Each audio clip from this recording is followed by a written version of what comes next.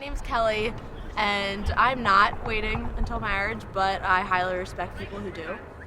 It definitely is a unity between God, and to me that's very special, and I think people should keep it special, and you should respect yourself, especially in college. I know it's difficult, and it's not a norm anymore, but to me I feel like it should stay that way.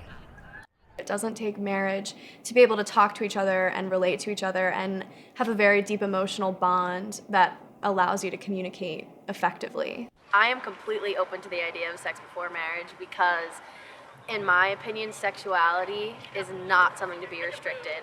We have been together for about 4 years. We've been engaged for 9 months, and we're getting married in a month. We take pride, I'm taking a lot of pride and happiness in knowing that the only person that I'm going to be with is my husband, and that no one else, I don't have that interaction or that bond between anybody else, and I never will. I remember when I was 14, I had like a middle school boyfriend, and he asked me if we would have sex. And first of all, I thought, oh my gosh, I'm 14. How do you feel inclined to do something like that?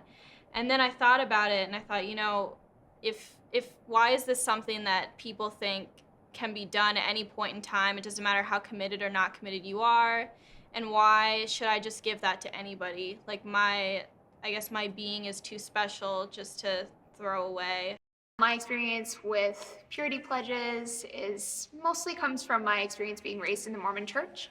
It's not exactly a purity pledge, but we did have something called a CTR ring, which was basically an abstinence ring. I do think there's a danger in not getting to know any part of your partner sexually before you go into a legal commitment with them. Sexual compatibility is a part of relationships, and marriage locks you in legally, and to have the whole part of your relationship, just to not touch it at all before you make this serious commitment, I think is a little bit naive and contributes to unhappy relationships in the long term.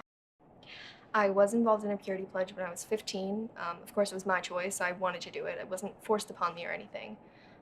But eventually, I realized that I didn't really want to do it, so I'm not under it anymore. Purity pledges are something that is made between a father and a daughter, usually. And it's mainly centered around sex. My brother was never even asked if he wanted to do it or if he thought he should. It was just kind of, expected of him to do whatever he wanted to do and for me to make this commitment. The only guys I know who actually had purity rings were the Jonas Brothers, to be completely honest.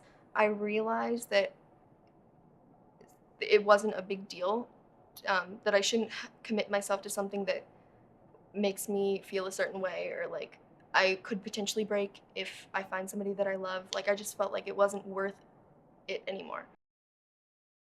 My family is Mennonite, and my grandparents were ex-Amish. When I came up here, I was scared of sex. I'd never seen alcohol, in my entire life before I came up to Penn State. Or I'd never seen a drunk person. I'd never seen anyone smoke. I have kind of detached myself from that church statement that sex is bad, and I've been reading my Bible a lot and getting to know God better. And the reason that I'm waiting until marriage now is because just through reading the Bible, sex is a very unifying thing, and it comes with commitment physically. And I think that physical commitment should be accompanied by an emotional and spiritual commitment also. Marriage is one way to very obviously state that, hey, I'm sticking with you for the long run. And that's when I would feel comfortable committing my body.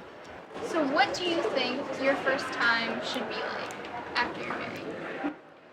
This is not something I really thought about much. Well, it should be with a man who loves God more than he loves me, and loves me as much as he loves his family. Purity pledges, as we currently understand them, are somewhat new in terms of how they structure and limit women's sexuality. So the idea of a purity pledge is that a girl or young woman will promise to remain pure or to not have sex to maintain her virginity until marriage. And they're somewhat regulated by religion. That's kind of the rubric under which they are organized. But as a feminist sexologist, I mostly look at them in terms of how they serve to control women's bodies. My concern about waiting until marriage is that, first of all, we assume that marriage is the ideal context in which we should have sex. Encouraging women to funnel all of their sexual behavior into marriage, it's kind of a twofer. It's that men get to regulate sexuality on their own terms, and they continue to propagate the institution of marriage. We still typically ask girls and women, when did you lose your virginity? As if that's a bad thing, as if that's something that was a loss, as opposed to asking, at what age did you first become sexually active? That's a much different way to ask that question. And the judgment and the shame that's attached to that for girls and women is different than it is for men.